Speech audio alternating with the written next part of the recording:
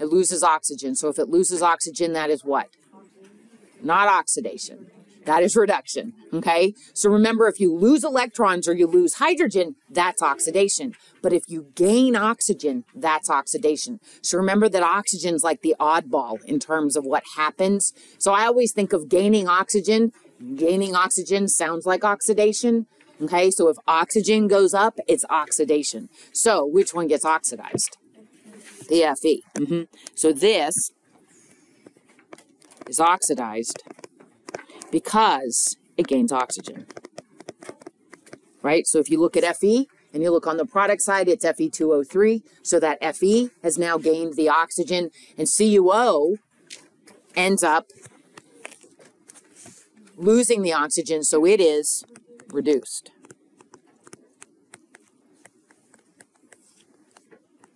So this is an example. Remember, this is a single displacement. So notice I have an element and a compound, and basically the compound is swapping the oxygen over to the other element. So are you going to ask us what it is and those two things, or will you just ask for... I mean, I could ask you, like, what kind of reaction is this, and you would have to say it's a single displacement.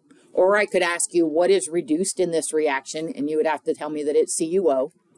Okay, or I could ask you what's oxidized in this reaction, and you would tell me it's Fe. So there's sort of like three things in this one reaction that you should be able to identify. So the next one, what gets oxidized in this? And why? Think about what reaction it is, what kind of reaction it is. So what gets oxidized? The Al or the Br2? Or Al. Why? Because it's a metal, right? So remember that this is a synthesis reaction. So since it's a synthesis, I know it's the only examples I gave you of oxidation reduction with synthesis are metals and nonmetals. So if it's a synthesis reaction, A plus B makes C. If it's a synthesis reaction, the metal always loses electrons. So that means that bromine is reduced because it is a nonmetal, and that's going to gain electrons. Okay, notice that it's always the reactants that get identified this way, never the products. So next one, S plus H2O makes SO2 and H2. What happens to sulfur? So it is oxidized.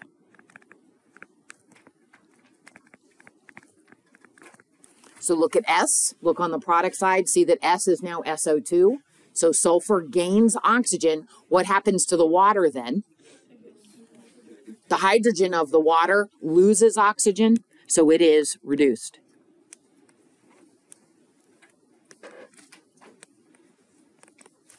All right, next one, HCl. What happens to HCl? It loses hydrogen. So that means it is oxidized. Yeah, and part of it's just trying to make sure you keep that straight. If you lose electrons or you lose hydrogen, that's oxidation.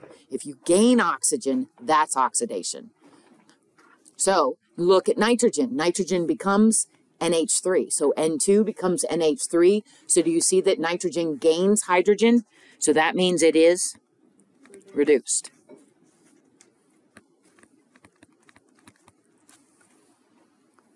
And then what about the bottom one? So K plus N2 makes K3N2, or K3N, sorry. What happens to K? It's oxidized because it is a metal. So we know that it loses electrons. So metal and a nonmetal. So I know that the nonmetal is reduced because it gains electrons. So this one that I skipped, I'm not going to ask you this one, but in fact, when you look at this, you're like, wait, this is not a single displacement or a synthesis. It's not a combustion reaction. It doesn't really fit.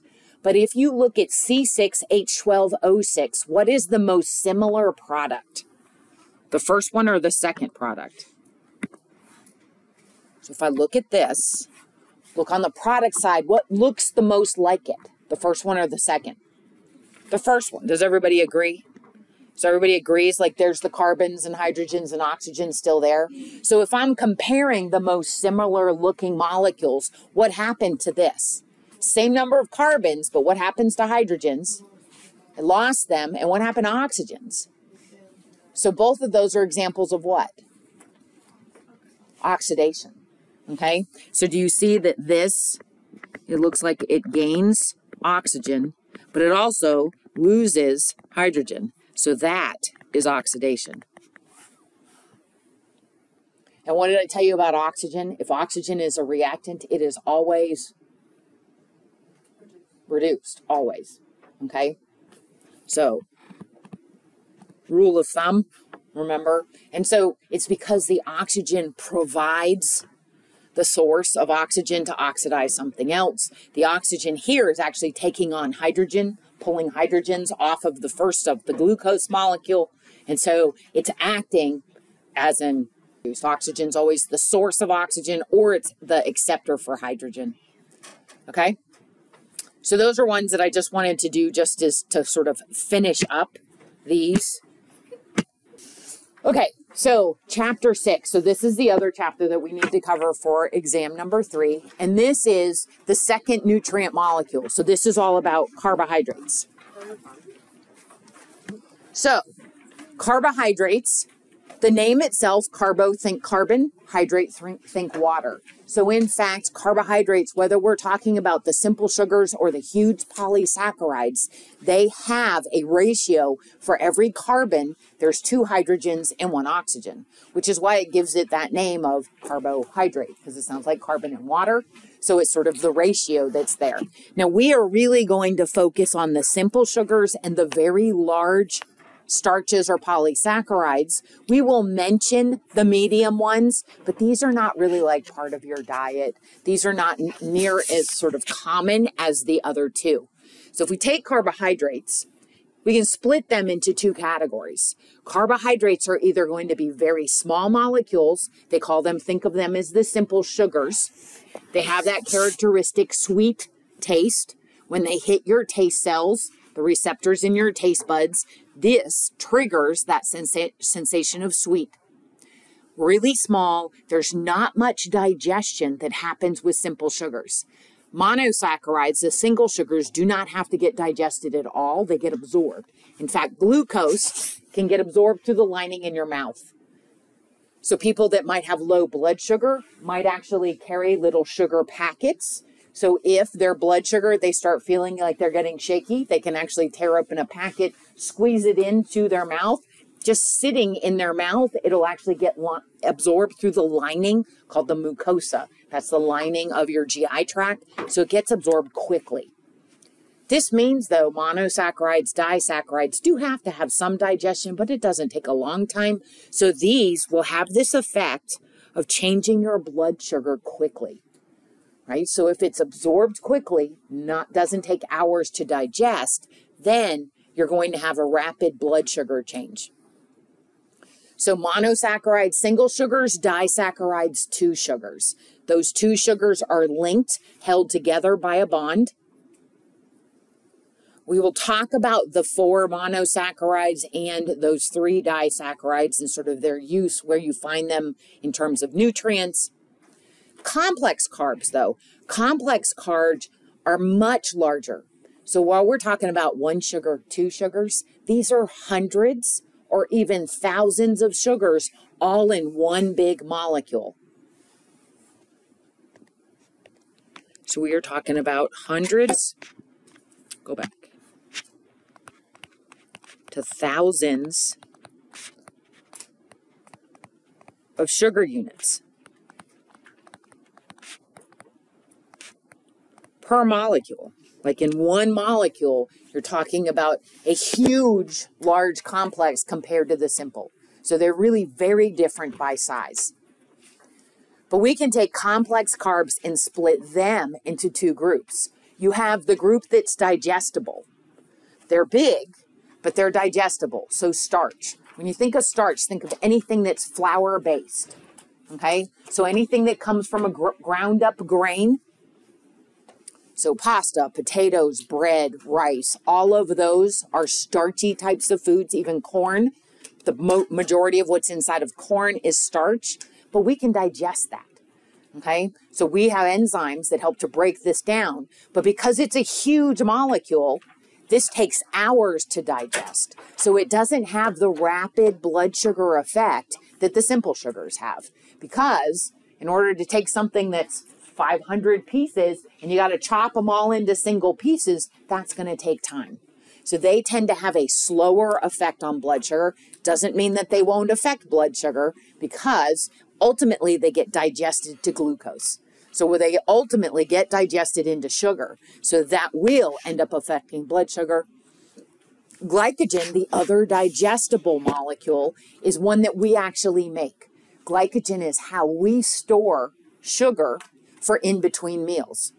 So we'll talk a little bit about that storage polysaccharide that animals form. The non-digestible, because of the type of link between the sugars, cellulose, we don't make an enzyme to digest it. And so it's commonly called fiber. Cellulose is sort of its technical name. Well, starch is really like a common name. It's composed of a couple of things. We'll talk about those as well. But that's kind of like when you think about carbohydrates, automatically split them. Split them into the little sugars that are sweet and don't require much digestion, and the huge molecules, the polysaccharides, that if they're digestible, they're going to take a while to digest. So we're going to kind of talk about all of these. And there's topics in this. Kind of like there was in the last chapter, we talked about like combustion. So just as a hint for next week. Like if you have a short answer kind of question, combustion would be a good example of a short answer kind of question. What are the products in complete combustion? What are the products in incomplete combustion? Because we spent time talking about it. Then we also talked about alcohol detoxification. How do your liver cells, what do they do with alcohol? Okay, so you might want to go back through that. That was one of the topics. The other one was about lipids.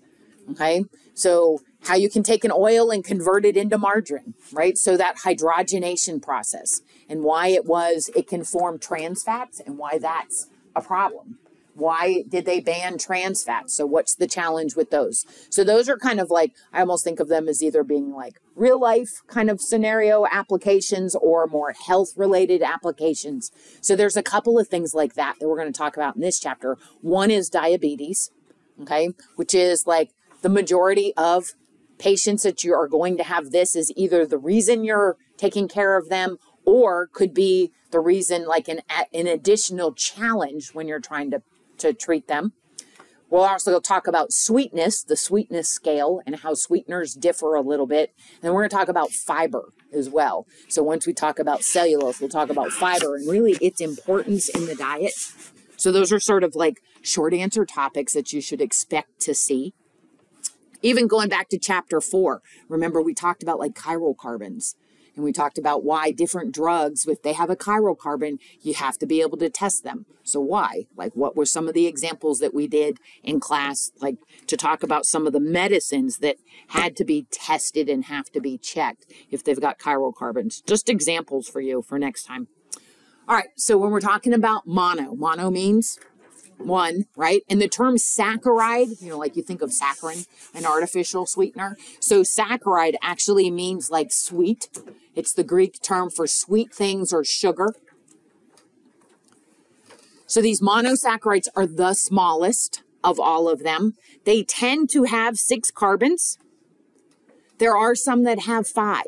So they name these, they call this a hexose. Hex means 6. And the OSE ending tells you it's a sugar. So when you see things like glucose, lactose, maltose, that OSE ending is a common sugar.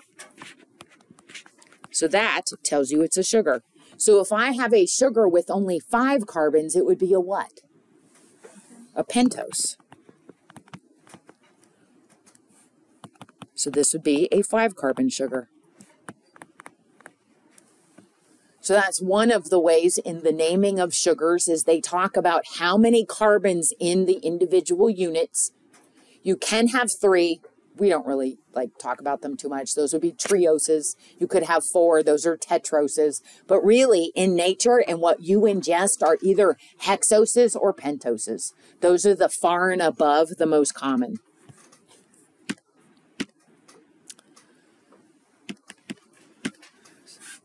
Other things. So here is a monosaccharide. So here's glucose. Glucose is the most abundant of all of the monosaccharides. Glucose has this molecule or this functional group on the end. So when you have a carbon with the double bond oxygen to it and a hydrogen on the end, that is an aldehyde. All sugars in their straight chain form have some double bond oxygen. If it's on this end, and then whenever they draw them, they'd like to draw them in a straight line rather than drawing them across. You'll always see them sort of as this straight chain. So you know, and I'll take and pass this one around. So these are actually both glucoses.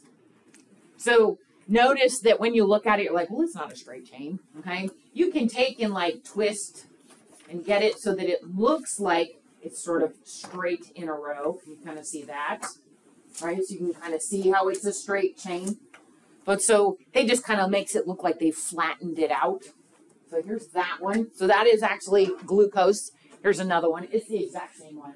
This one's a little more lumpy. Just be careful so it doesn't blow apart. It's just because it's from the different balls and sticks. So that is a hexose. That has, you see the aldehyde on the end. So look at the double bond oxygen that's on the end. So you would hold it so that that would always be at the top. So because it's a 6-carbon sugar, it's a hexose. Because it has an aldehyde, they call it an aldohexose. So the aldo part is because it has that aldehyde. So if you see the term aldohexose, you just know it's a 6-carbon sugar, and there's going to be that aldehyde group on the end. The other thing that you can see is every single carbon other than carbon 1 has a what? What is the functional group on 2, 3, 4, 5, and 6? Every single one has an alcohol. So they call these polyalcohols. Poly means many. So notice carbon 2, 3, 4, 5, and 6. All of them have an alcohol group. All have an alcohol. That's why they call them polyalcohols. This is why sugar is polar and mixes with water. It is, remember when we were talking about polar and nonpolar, I said in really small molecules, if you only have one, nitrogen, oxygen, fluorine, or chlorine, then it's going to be unevenly shared, slightly polar. Same thing with the sugars. Every carbon has that alcohol group, which creates this slight charged nature to the sugar molecule. And this is why when you put sugar in coffee and stir it up, it completely dissolves. Okay, so these polyalcohols add to the polar nature of the molecule, even though it's bigger than a little molecule like water. It's bigger, but it's still going to be able to dissolve in water because of all those sort of distributed alcohol groups along the chain.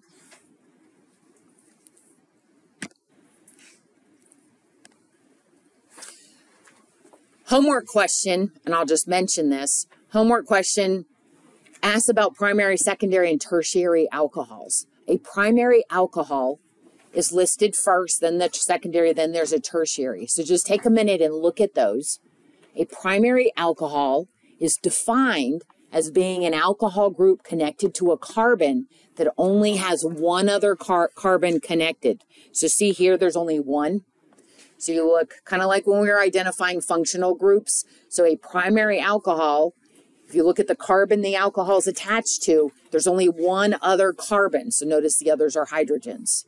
Secondary alcohols will have 2 carbons attached to the carbon of the alcohol. So that's where secondary comes in. So that one would be an alcohol like hanging off of the middle of a chain.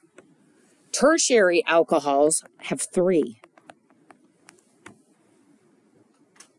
Sugars actually have primary alcohols and secondary alcohols in the chain.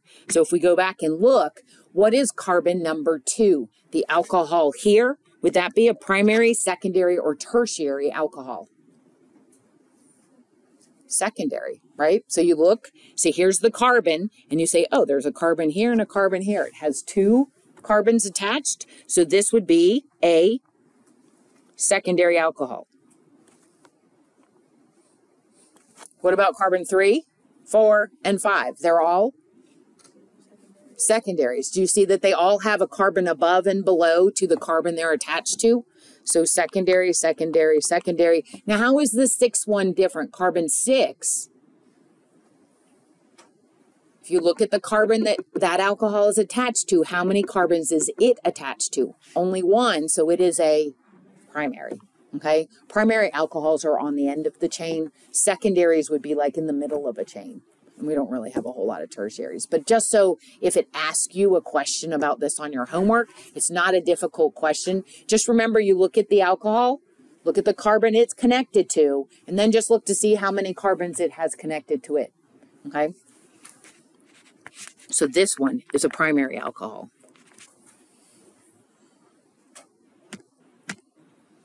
Okay? So we have these aldehydes. You can also have sugars with ketones. Okay, so remember the ketone is a double bond oxygen, just like the aldehyde it has, but the aldehyde is going to have the double bond oxygen on the end of the chain. A ketone will always have the double bond oxygen on the 2nd carbon. So on the chain, if you drew it in in the normal chain, like the one that we've been handing around, the aldehyde's on the carbon 1 at the very top. So the ketone, the double bond oxygen, would be on the 2nd carbon. So it's always on either carbon 1 or 2. When looking at them. So here's an example of that. Okay, so looking at this one. So if you look at the left one, do you notice the left one looks different than glucose? See, all the alcohol groups are down the right side. Whereas when we were looking at glucose, it was a little different than that. That's still an aldohexose, because if you count 1, 2, 3, 4, 5, 6 carbons, makes it a hexose. Aldehyde is on the end. So this is an aldohexose. But then looking at the second one, how many carbons in the chain? 5. So that makes this a pentose. And then finding that double bond oxygen on carbon 2 makes this a keto pentose. Okay? So again, just understanding what that's referring to. A ketone means the double bond oxygen's on carbon 2. An aldehyde, that double bond oxygen will be on the very end. 5 carbons is a pentose, 6 carbons is a hexose. And those are pretty much the only ones we really talk about. So I'm not going to worry with the other ones because they do have those ones listed, but I'm not going to ask you about them. All right, the big challenge. Sugars have lots of chiral carbons. So one of the reasons we talked about chiral carbons back in chapter 4 was because of sugars. Looking at glucose, how many chiral carbons does glucose have? There are 6 carbons. So remember, in doing chiral carbons, you've got to look at each one. And I told you before, first thing you can do, you can cross off anything that has a double bond, right? So any carbons with a double bond attached automatically get thrown out. So which carbon are you automatically Xing out? Carbon 1, right? So notice carbon 1 has a double bond oxygen, so it cannot be chiral. Then, rule number 2, you can throw out any carbons that have more than 1 hydrogen. So that allows you to X off what? Carbon number 6, because carbon number 6 has 2 hydrogens directly connected to it. So looking back at this one, so this one's not chiral, and this one down here is not chiral because of those 2 oxygens. So I can't make mirror images that are not superimposable. But that leaves these other 4. When you look at the other 4, the ones with the little red asterisks on them, can you see that they are all chiral? To the left is a hydrogen, to the right is an alcohol, above is a single carbon, below is 4 carbons, right? So remember, it's everything above, below, left, and right that you're doing the comparison. So 2, 3, 4, and 5, they're all chiral. So glucose has 4 chiral carbons, which means that we can make this mirror image. It's not superimposable. In fact, we can make different sugars that are not identical to glucose just by switching one of those. So we could switch like carbon 2 or carbon 4 or carbon 5. We could switch the alcohol and the hydrogens and make partial mirror images. So they call those, they're another type of isomer. They're the diastereomers. Not as big and concerned about the naming for them. This just gives you an example how carbon 3 and carbon 4 are both chiral. So remember when you're figuring out if something's chiral, look at everything above, below, left, and right to the carbon that you're examining. Don't just look at the one thing next to it. You got to look at the whole group, right, left, up, and down. And I'll always have them drawn out this way. Okay. Do you also notice that they have these funny little wedges? Okay. Do you notice that kind of looks different than how we usually draw them? Those wedges. So wedges mean what? That they're pointing forward, right? So remember, wedges are pointing forward. Dashes are like pointing backwards from the board. Well, if you actually take this and look at it, these are specifically this glucose molecule. Carbon 1, we said, is not chiral, so we don't have to really examine because remember, it can twist. The double bond oxygen just on this end. But if I look at carbon 2 and point, like wedges, point these towards you, the alcohol group is on which side? So the OH is over on the right. So see in carbon 2, the alcohol group is on the right.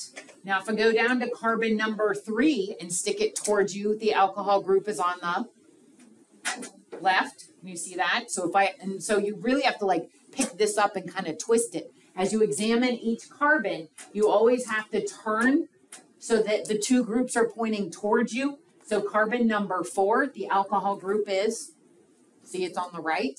And then if I go to carbon 5, alcohol group is on the right.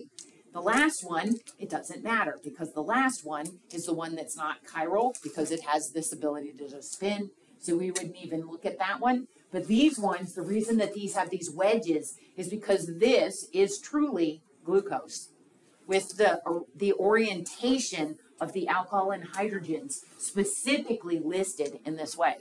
So I'll send them around again. So if you want to look at it, pick it up.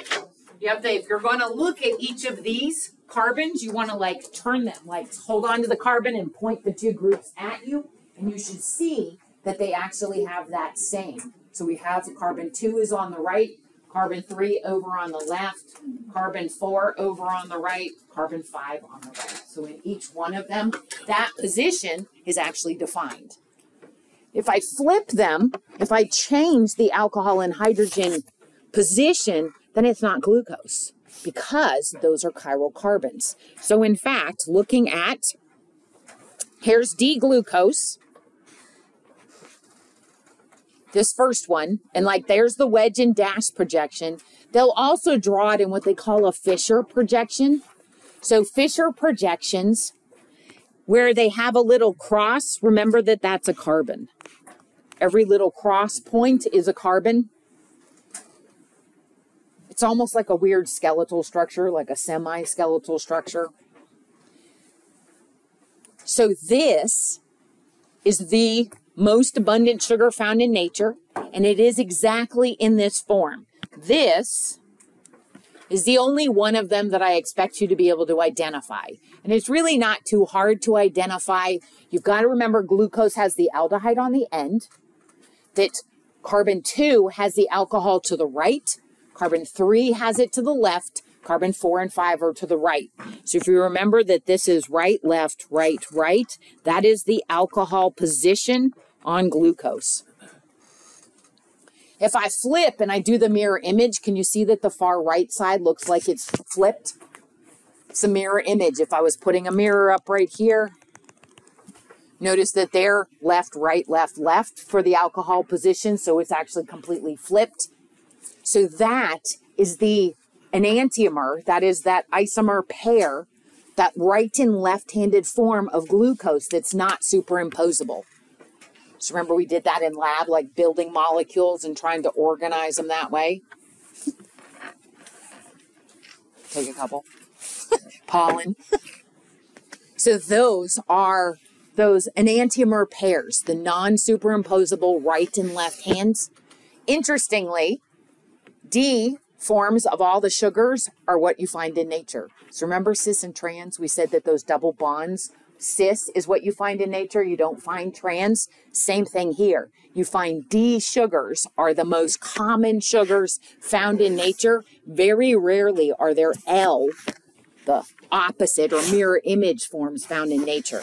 And the only way that I would say to think about it is enzymes have to interact with these molecules, and enzymes are sort of work on a lock and key mindset. So, you know, like I have those keys, I have a big chain of keys that open different doors, lots of doors in this building, but there's only one key that opens this door.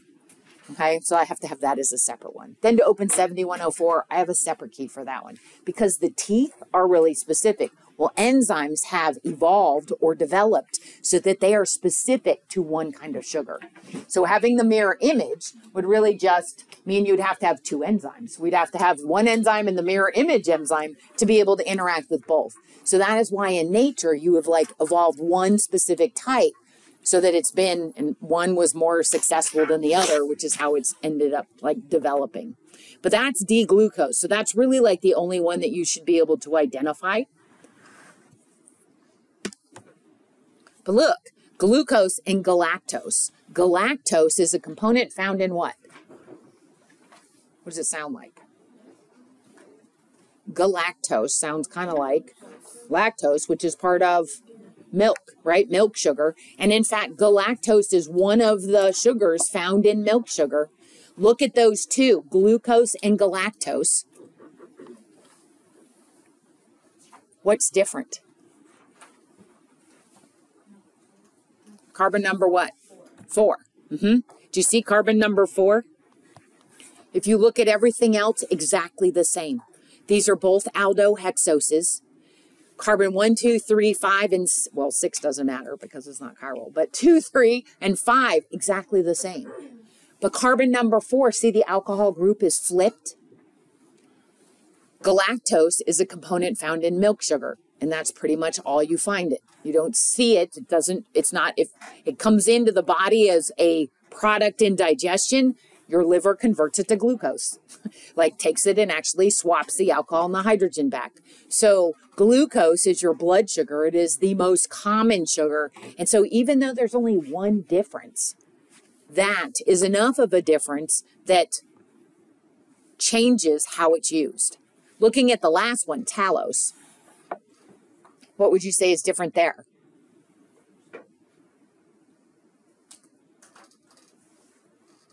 Which do you think it looks more like? Talose looks more like glucose or galactose? It looks more like galactose, right? So if you look and do the comparison, it's exactly the same as galactose, except what? Carbon number 2. See here, these ones are flipped. So see how the hydrogen and the alcohol are flipped, but everything else is identical to galactose. Talose is not a common sugar.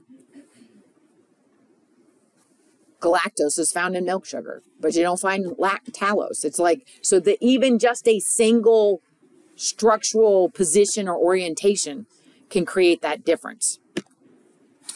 So then the topic of glucose. So glucose is really our first of the monosaccharides. We'll talk about fructose and galactose in a minute, but glucose, it is the most abundant monosaccharide found in nature. So glucose is found in fruits, vegetables. Glucose is part of grain sugar, milk sugar, table sugar. Glucose is what makes up starch. So glucose is also part of polysaccharides. Other terms, you may have heard glucose called dextrose. So like if you give a patient D5W, that's dextrose 5% in water. So D5W is given to be able to give a patient sugar. They just use dextrose because it's like the old term. It's the old kind of terminology compared to glucose. Glucose, so it's a aldohexose, C6H12O6. In your cells, your body would like to take glucose, combine it with 6 oxygens, and form 6 carbon dioxides and 6 H2Os and lots of ATP. So taking this 6 carbon molecule and breaking it down into single carbon molecules by combining it with oxygen, remember this is an oxidation reduction reaction. The glucose gets oxidized, the oxygen gets reduced. You're taking this big 6 carbon molecule and breaking it into lots of little molecules. And then by breaking bonds, you're releasing that energy. And then you trap that energy as ATP. The products are the key thing. Carbon dioxide. How do you get rid of carbon dioxide?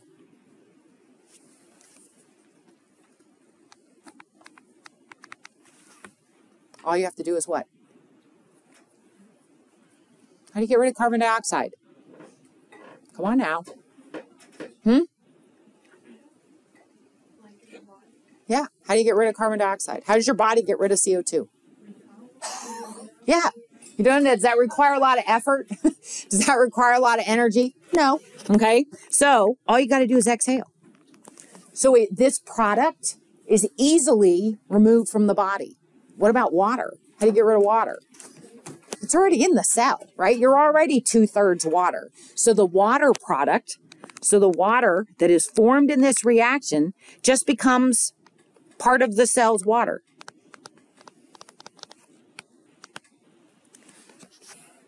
Breaking down glucose creates the easiest molecules to get rid of, carbon dioxide and water. Wastes don't build up. You don't end up with acids. You don't have excess nitrogen. Your liver doesn't have to come into play. Your kidneys don't work overtime. So that is why they say that glucose is your primary or preferred nutrient energy source.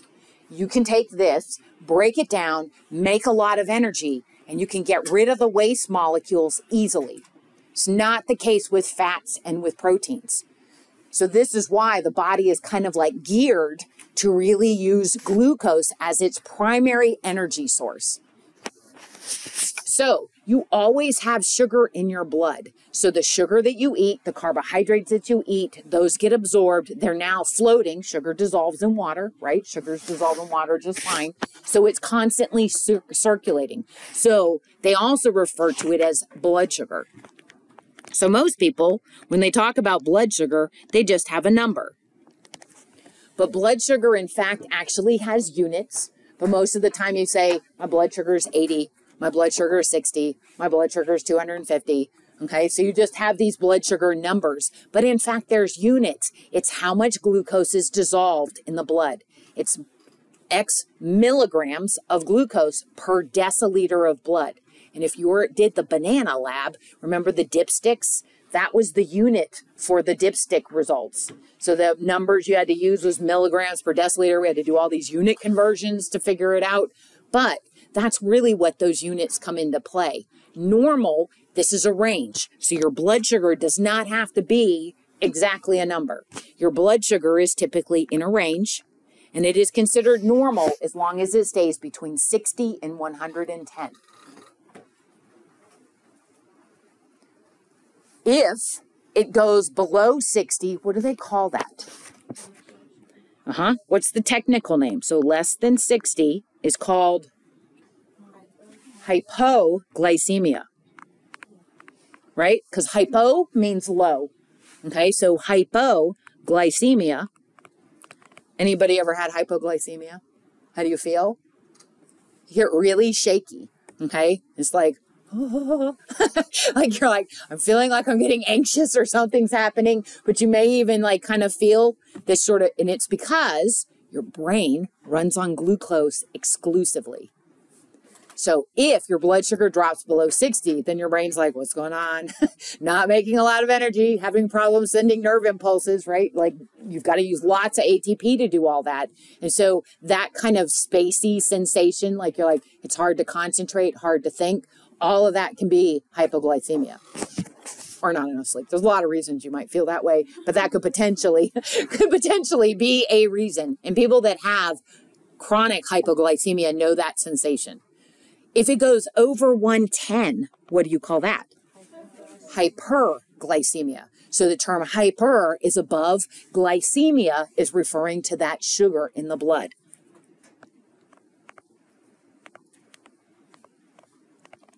Okay, hypo, think low, hyper, think high. Diabetics have a challenge of fighting and balancing chronic hyperglycemia. They have issues with getting glucose that may be plentiful in the blood, but getting it into their cells. So there's a couple of possible reasons for that. This leads us to the discussion of diabetes mellitus.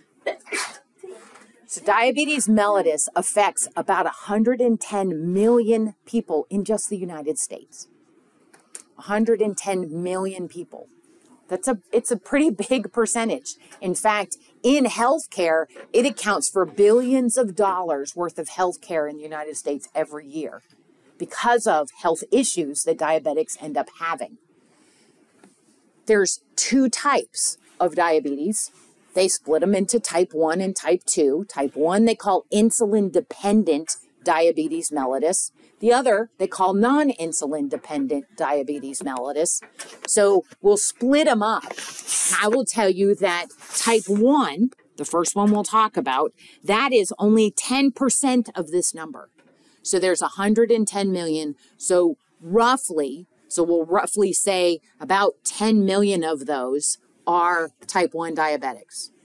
So only 10% of all of those are type 1. The 90%, the 100 million, those are the type 2. Now, whether you're taken care of or looking at going into vet tech versus dental hygiene versus nursing, these are going to be probably 1 out of 3 patients that you take care of. In fact, I had a vet tech student who's a vet tech right now. She's just trying to get her certification. And she said in the last week, they'd actually tested 4 dogs for diabetes. Had to go through the whole process of the sugar tolerance tests. So it's not like if you're a dental hygienist, when you're cleaning someone's teeth, if they're a diabetic, that can be a challenge because of poor circulation, poor healing issues. So it doesn't just like affect the one patient that ends up in the hospital. You may end up having patients that have lots of like these other issues that are really kind of like made worse because of diabetes. So in type 1, so first type 1, when it develops, typically, not every single time, but the majority of type 1 diabetics, they start to show at puberty. So somewhere between 10 and 17, because in that period of time, you're growing. So you are going through those growth spurts, which means that your cells are really active. The cells are growing, cells are dividing, growth hormone is triggering all this energy demand. Now, if you can't get sugar into your cells, but you need this high energy demand, then you have to use some other method to try and generate energy. So that is usually during, even if a child doesn't have a functioning pancreas during childhood, you usually don't start seeing dramatic changes until they start to grow. So that rapid growth period is oftentimes when this shows itself or displays. So here's normal. So this is what should happen, okay? So normally you eat, when you eat, whether you eat bread, cereal, rice, potatoes, pasta, okay? Or if you have a candy bar, or if you have a frappe thing, like the culottes and all of those things that have like mac amounts of sugar in them, okay? If you eat any kind of carbohydrate, starches have to get digested. Simple sugars get very little digestion required. They get absorbed. So any carbohydrates, as they get absorbed, blood sugar goes up. When your blood sugar goes over 110, because remember that's the range, 60 to 110, when blood sugar goes over 110, so it starts to go up, when it hits that 120, your pancreas starts to secrete insulin. And insulin is the signal to your cells to open up channels and pull glucose into the cell.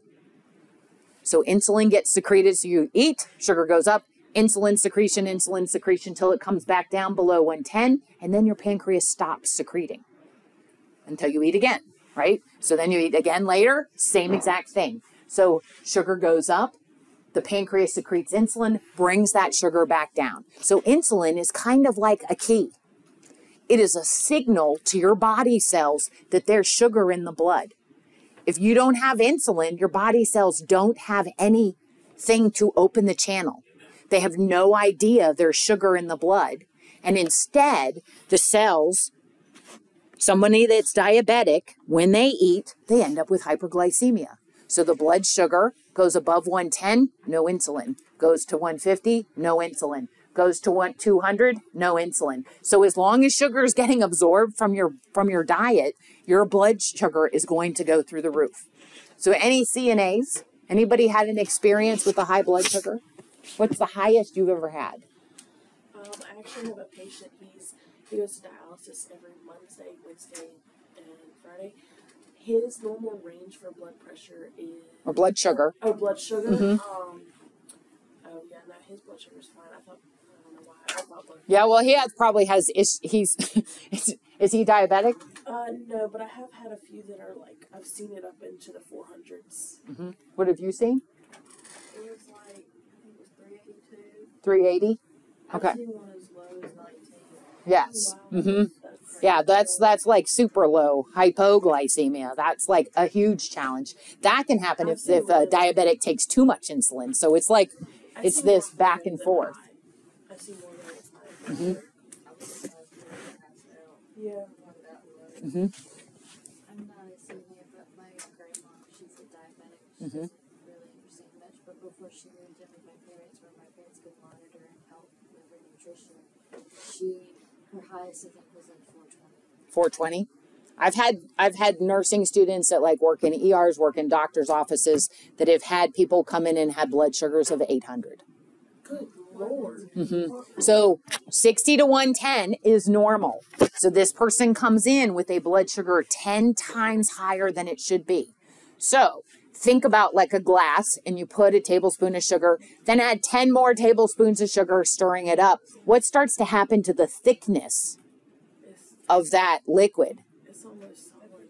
Uh-huh. It starts becoming like syrup, right? Maple syrup and honey, those are concentrated sugar solutions. So, you know, like trying to get honey off of the spoon or trying to squeeze it out of the little jar. Maple syrup, same thing, pancake syrup. It's got a lot of sugar in it. That's what happens to their blood.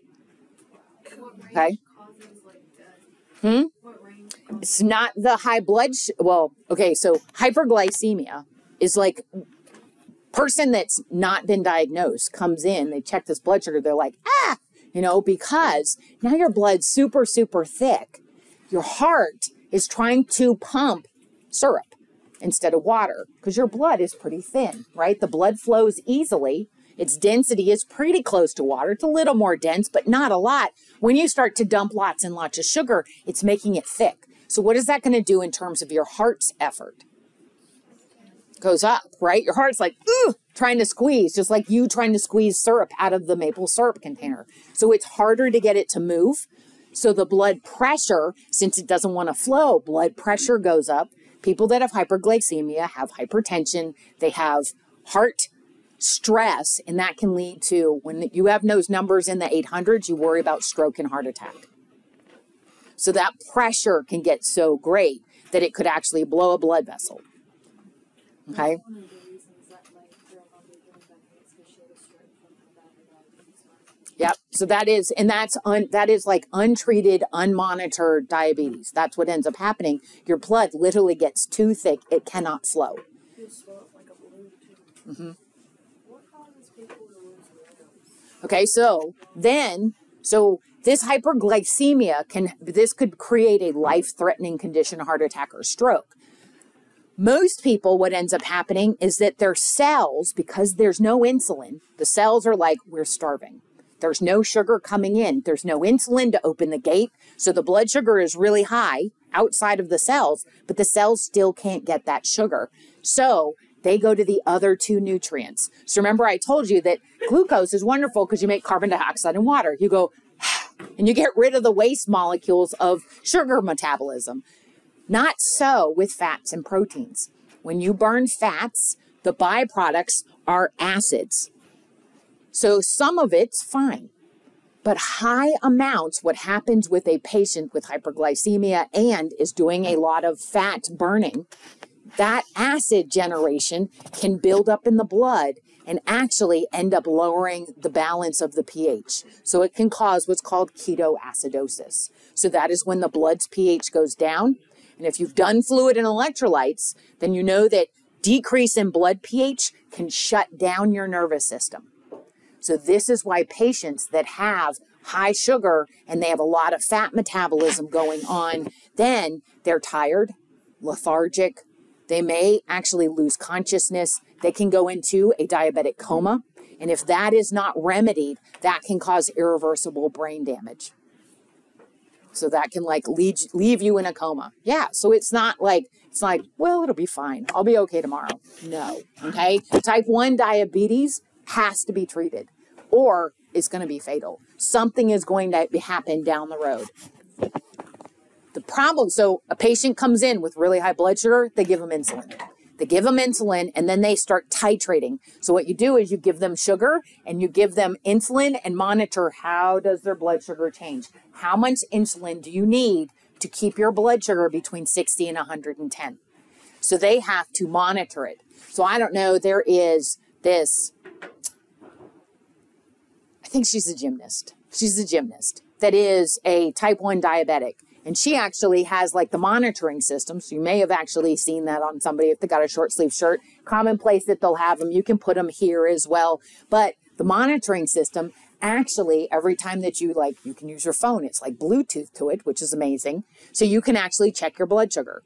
Okay. So you just take it. All it does is just take a tiny sampling of blood every time you activate it, and it monitors your blood sugar to keep it between 60 and 110. So if you take it and your blood sugar is 150, then you know you need to take insulin. If you take it and your blood sugar is 40, then you know you need to eat something. So that's a way for them, for a diabetic, to try and maintain it in a range. Some people are what they call brittle diabetics. Brittle diabetics have a very difficult time keeping it in that range. So we had a friend that he came over and he started getting kind of spacey acting, checked his blood sugar, it was only 30. So then we went and we ate, and then 6 hours later, his blood sugar was over 200. And he was like, I didn't bring any insulin with me. I got to go home. Okay. So this isn't a normal day. And so it's this constant thing. So keeping it regulated is important because this hyperglycemia is really the one that ends up leading to these long-term issues like losing limbs. Hyperglycemia makes your blood really thick. When your blood is really thick, it does not flow well. That puts more stress on your heart. So now you have an increased risk of heart disease. You can end up having congestive heart failure because of it, because your heart has been working so hard to pump this really thick blood. You can end up with heart attack, stroke. Those are all risks. When you get further away from the heart, the less pressure, right? So the blood vessels right outside of your heart, like the aorta and the really big arteries, there's plenty of pressure, and that typically will even push your thick blood. But when you get down into the capillaries, so these are the real thin blood vessels that surround your organs, they surround your muscles, like all the way down in your hands and your feet. When you're this far, there's less pressure here. So thick blood, if there's nothing pushing it, what will thick blood do? Is it going to flow? No. There's not enough push to keep blood flowing. That's when you start having capillary damage. Capillary damage then means that you're not getting good blood flow to all the cells in that area. So your nerves begin to shut down. So that's called neuropathy. Neuropathy, so any kind of pathy is like death of or damage to. So that's like damage to nerves. So neuropathies, does your grandma have neuropathy? How does she describe her feet?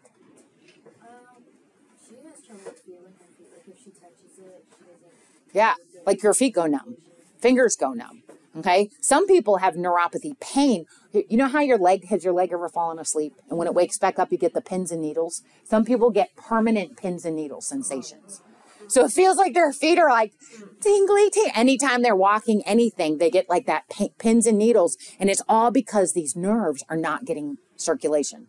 So if the nerves aren't getting circulation, then they're like half asleep, half awake kind of thing. Over time, they just die back. So you start to lose that feeling completely. So now you have numb feet and you get a cut on your foot and you have poor circulation. That sets up a big storm for what? Infection, right? Because one, you may not even know you have a cut on your foot because you don't feel it, right? So if you step on something and you get a cut on your foot, you're like, oh my God, you know, like staggering around, you would clean it, keep the Neosporin on it, and you have good blood flow. So the repair occurs rapidly. With diabetes, you can cut your foot and that sore will stay for months. I had a patient like that, and I worked in, it was a building that I had worked at, and she had diabetes, and she had gotten the podiatrist to do her toes, and they nicked her, and no one knew about it. And she didn't feel it. She wasn't getting the proper care that she was. And she, like at night, she would get these screaming pains, like she would scream and cry all night long. And so they finally got someone to come check it out. They went in there and looked, and it hadn't healed, and she had maggots on her. Yep. So you end up with gangrene. You end up with like literally like toes like rotting off, falling off. The big concern though is that if that infection enters the bloodstream, that's sepsis. And sepsis can cause organ failure. So sepsis can shut down your liver, it can shut down your kidney. So that can end up being like a fatal thing.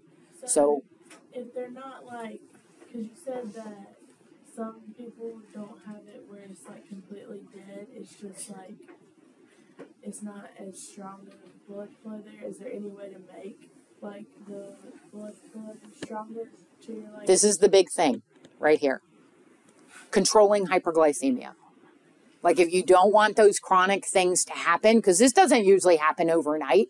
Like so, a lady with diabetes, like with the maggots, that did not like evolve like, oh, last week I had great circulation and now this week I'm in this status. No, this is something that has developed over close to a decade, right? No way to reverse it. No, you can't open back capillaries that are shut down. And so that's the unfortunate. So this is where hyperglycemia is really important. Managing and making sure that you keep your blood sugar below that 110, not having periods of 200, 300, 400, because that thick blood shuts down capillary beds and they're not going to grow back because then they just become scar tissue. Other parts, though, keeping in mind, we're not just talking about cardiovascular, even though these are caused by that cardiovascular issue. Your blood vessels that are behind your retinas that supply the sensory receptors for vision are extremely thin and delicate. Thick blood doesn't flow through really tiny vessels very well. And there are many people that are actually diagnosed as diabetic by their optometrist. So they go to their eye doctor for their eye appointment. And I don't know if you've ever seen, like, my eye doctor, like, takes a picture of the back of my eye so you can see, like, the whole big red pink. Someone with diabetes that has had lots of hyperglycemic issues that haven't been managed well will have gray spots. I was born cataracts. Born with them. Yeah.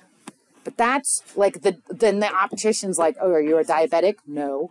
You need to go to see your doctor because that is a sign you can end up with blindness. You can lose complete vision because of damage to the capillary beds that supply the sensory neurons for vision.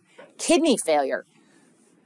A lot of diabetics end up having to go to dialysis. And this is because the filters in your kidneys are also thin, delicate blood vessels in those little glomeruli. So they filter out wastes. But if the blood is really thick flowing through those filters will blow.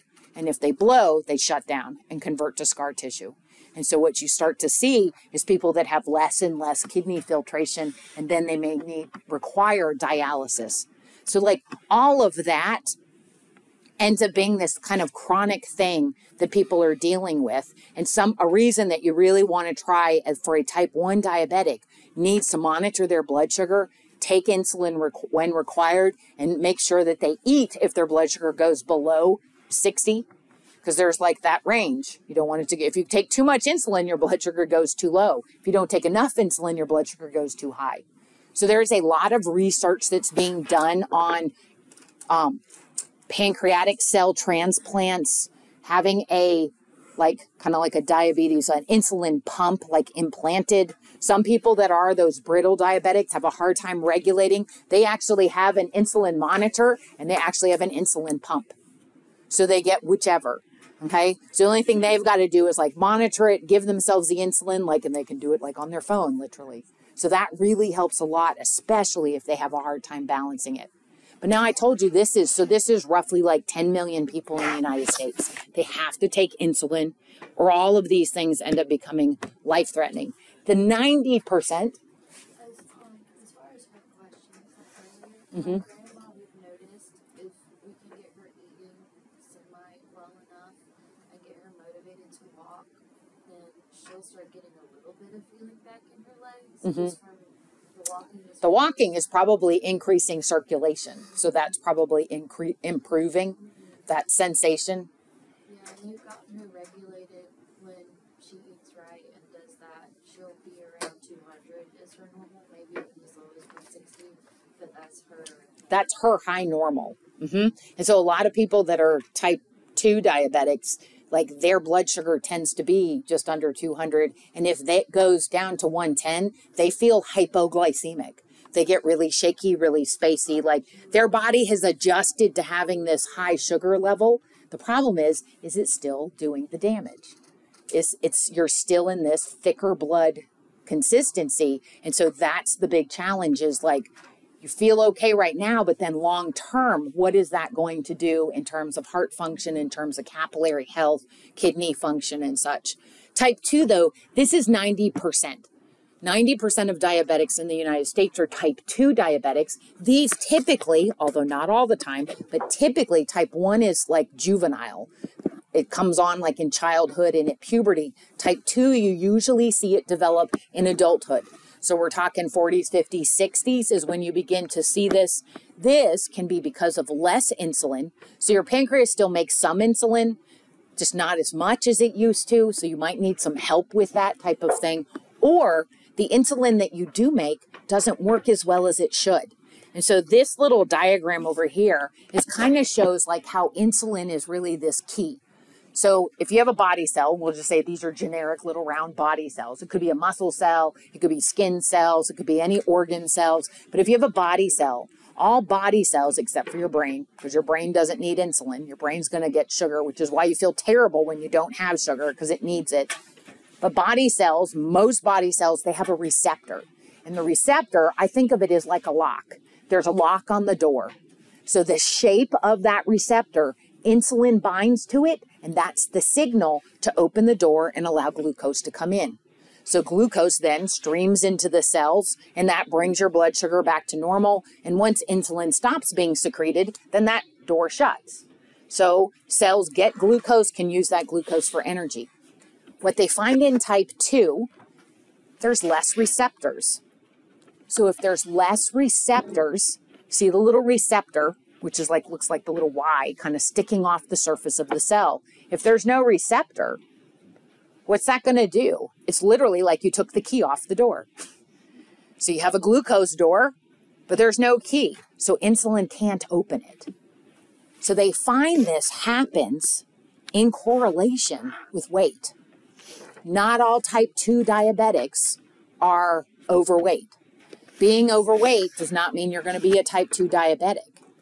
But being overweight increases the odds, put you at high risk for developing type 2 diabetes, because if the weight is above normal, then the body cells can start pulling receptors for insulin off of body cells, which then means the insulin you make doesn't do anything. So they still then end up in periods of hyperglycemia. The body really is trying to shift to fat burning. So if you have a high body fat percentage, then the body is trying to burn that body fat instead of glucose.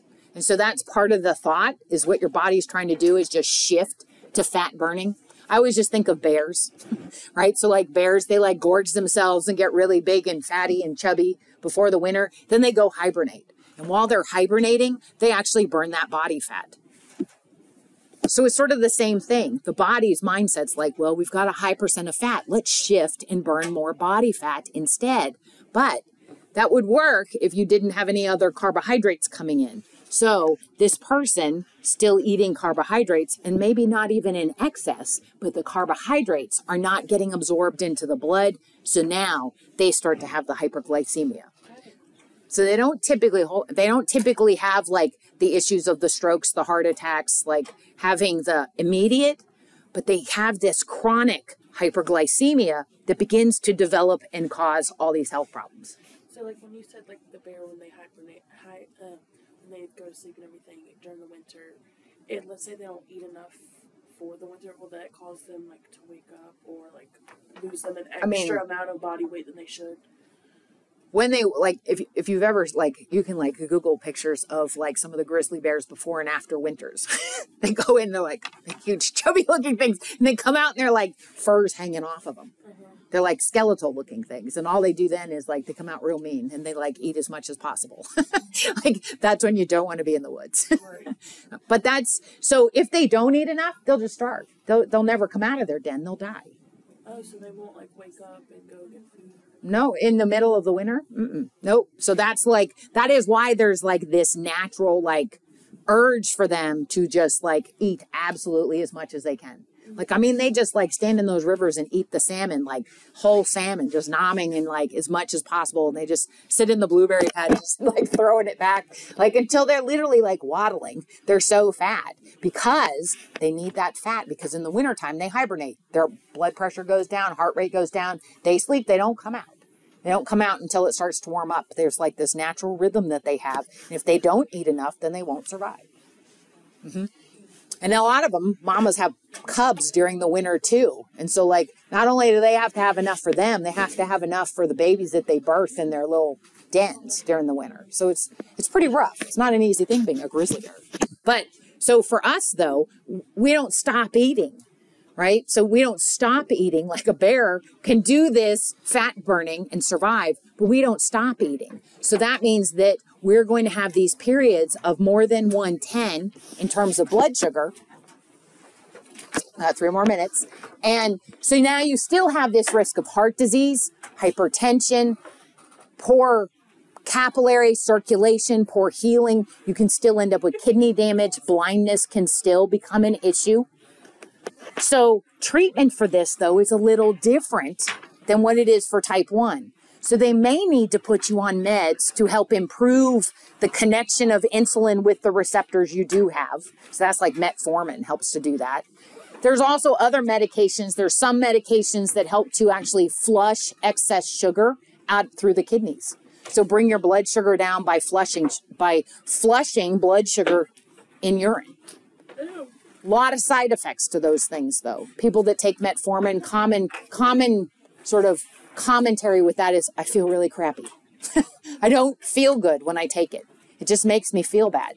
People that take the ones that flush sugar have a very high risk of developing some really nasty infections in the urinary tract.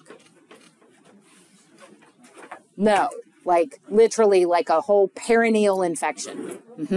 Yes. And like, if you're not active and you don't go to the doctor all the time about all of this, then, but when they notice it, it's like already started to become necrotic. So why do they feel so bad when they're on metformin? I don't know if it's just the side effect. People have like cramps, people have like muscle cramps, they have like GI issues. I mean, it's the medication, but it is one that they've used a long time just trying to like improve that insulin effect.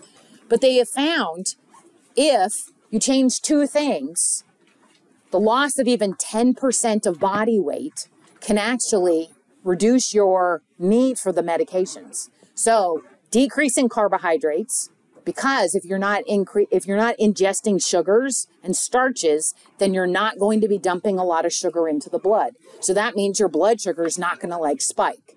So that means you got to cut out like the sweets and you got to reduce some of those starchy types of foods and then exercise. So like you said, like when your grandmother exercises, moving around, exercise will help to decrease body fat.